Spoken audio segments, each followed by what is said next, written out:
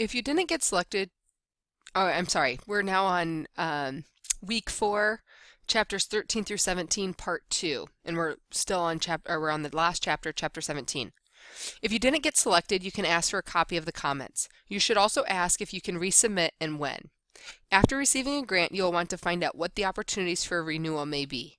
Some funders will renew grants after a year, but you should inquire about this before the year is up so that you can plan. If you only receive a grant for 1 year, you need to have your sustainability plan in place.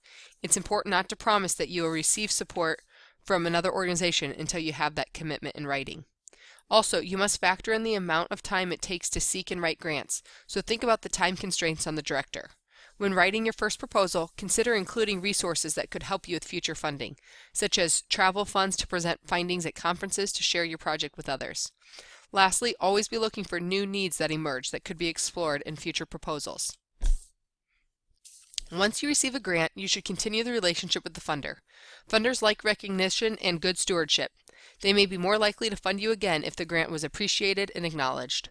Also, funders talk to each other, so you want to have a good reputation for having strong relationships with the funders. Recognition refers to publicly acknowledging the support of the funder, whereas stewardship is maintaining a relationship with the funder.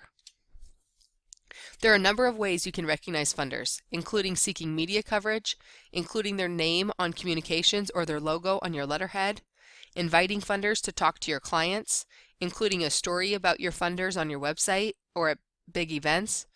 You may also have the Master of Ceremonies recognize the funders at a large event. Most importantly, you should find out from the funder how they would like to receive acknowledgement.